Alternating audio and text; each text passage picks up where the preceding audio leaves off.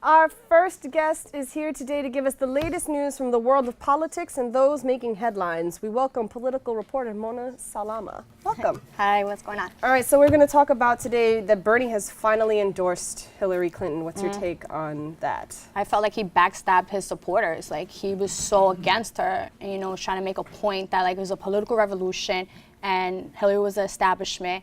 And then all of a sudden, he says that he got what he wanted with this platform that they had over the weekend with the DNC. And he only got, like, what, maybe 60% of what he wanted. He never got the TPP, and he never got about fracking. He only got about universal health care and federal minimum wage increase of $15. But he says it's like a progressive agenda moving forward. Now that she has to keep, if she gets elected, she has to promise within the first 100 days that she can pass this type of legislation. But like with his supporters, I just think it was like a backstabbing. And like you look on like social media and then you ask a lot of college kids, they're like, what happened? This was supposed to be our guy. But I mean, what can people really expect? Did he not support her at all? Did he continue to run on another platform and not actually get elected and leave the door open more for Trump to be elected? Is that? Well, he could have either run third party, because he was really a third party candidate. He's really independent. He's a democratic socialist. Or he could have joined forces with the Green candidate, Jill. Or he could have just remained silent. Like, you know, if you look at the Republican side, Ted Cruz, you know, even though they have came out and not supported him, they remained quiet and waited to see what would happen later on. I can see that. I mean, they, like you said, he did get some concession. I don't know that anybody's ever going to get 100% of concession, because then Hillary also has to remember that she has to maintain some sort of like, okay, well, I'm in control here.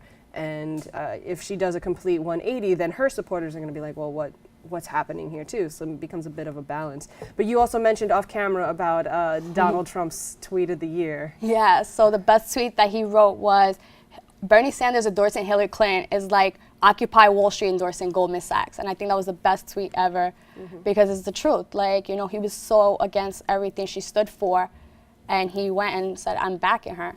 So it was like a big, like, what's going on? Right. But what is going on with the self-proclaimed law and order candidate, Mr. Trump? Well, Mr. Trump right now is looking for his VP candidate. Like Monday, we had to Cleveland, the Republican Party. So he's making this big thing on Friday, announcing his VP. He's really looking forward to Mike Pence from governor of Indiana. So he's really like vetting these candidates. And there's been talks of Newt Gingrich and also Governor Chris Christie and retired General Mike Flynn. But he said there's 10 candidates, where are the other 6? Right. So he still has like, what, 2 more days to make this whole weekend about VP before we start Monday. You had some concerns about Newt Gingrich, though, and even the candidates you mentioned at all. Well, because I feel like I like Newt Gingrich, especially what he's done in the past when I was young. As you can see, like in the audience, they're like, I was their age. But like, I think we need, as a Republican Party, our biggest weakness is diversity. So I think we need to have a diversity, either have like counter Hillary Clinton, have a woman VP candidate, or a minority candidate, or someone different. Someone that where the name and like recognition will be different, but still be a political figure. I mean, but the past few choices that people have had of like women candidates for the Republican Party have not been exactly the greatest choices in the world. Who could they look to for, let's say, a woman in the Republican Party? Well, you know, New Mexico Governor Susana Martinez, she was like the top favorite. I don't know if he's vetted her or even talked to her, because I remember when it was a New Mexico primary, he did say something like blaming her for the increase of welfare in her state. So he kind of did like attack her. But there's Carly Fiorina is like, she was Cruz's VP, so I don't think he wants that. I think she was like a curse to his candidacy. But you could also look at like maybe Senator Ted Cruz, you know. That could be a possible pick. They actually spoke last week when Trump was in DC. Maybe they didn't disclose about VP or anything or endorsement, but maybe they're talking about that. That could really unite the Republican Party, especially the Never Trump movement, because they're most of them are Cruz supporters, and they don't believe Trump is a conservative. So if that was to coalesce, that would be a very strong force with the conservative and the Republican Party together. But then wouldn't that also be then, again, another just oxymoron in Trump's like litany of things to do, like to go with Lion Ted, as he called him, and make him his VP? Well, it was a brutal primary, and like, you know, when Marco dropped out and was okay with him, he actually said, you know, I didn't mean to call him Little Marco. I think like during a primary, it's always a political strategy of always weaken your opponent, so, you know, voters can vote for you and make the other person drop out. And when, you know, he becomes the eventual nominee, the rivals will either talk about it and then just be like, bygones be bygones, as you can see with Bernie and Hillary yesterday. You know, they attacked each other. They didn't attack it as much as like the Republicans did, but he really went after her, that Trump is using it against her.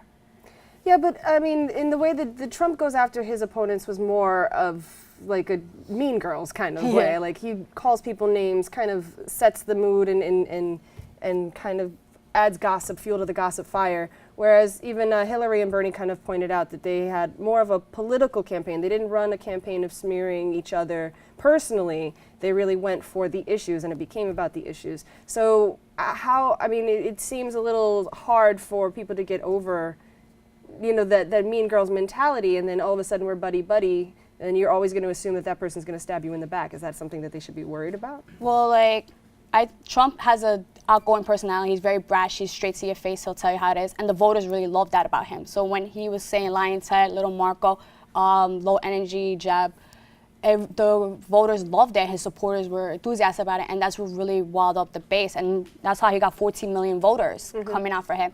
I think in order to unite the party, especially either side, it's like you have to let bygones be bygones, or we're going to be defeated. Republicans, when we unite, we can win. When we're divided, we lose. As any other house, right? Yeah. Divided we stand. Divided we fall. Together we stand. So he actually, Trump laid out a 10-point plan. Did you read about this? Yeah, he had a veterans conference on Monday, right? Yeah, Monday, right after the Dallas thing. It was supposed to be on Friday in Florida, but then the Dallas shooting, you know, rest in peace to the 5 officers, and it got pushed on to Monday. So he announced a 10-point plan of reforming the VA system. You know, the VA system is very corrupt and very broken. Like, you know, you have the higher-ups getting bonuses, and then our veterans, 22 are dying a day and not getting the treatment that they deserve, and they have to go to a hospital like 40 miles away, for example. They can't just go to like right here, what, St. Barnabas is here, or like. I mean, there's a VA hospital right on University here. Yeah, but I like imagine like if you live in like South Bronx, you would have to go all the way up there instead of just going to like, you know, Bronx, Lebanon, or like Montefiore or something like that. So he wants to like reform that, where like the veterans have a choice to go wherever it takes, and then the government can pay for it because it still would be within the plan. And basically working within the VA system, make sure it's not corrupt, and reforming it and firing the ones that are, you know, hurting the veterans, and having opening a 24-hour hotline for veterans to call. Because if you ever actually do call the 24-hour hotline, they put you on hold. It's worse than like calling your phone company to things like that.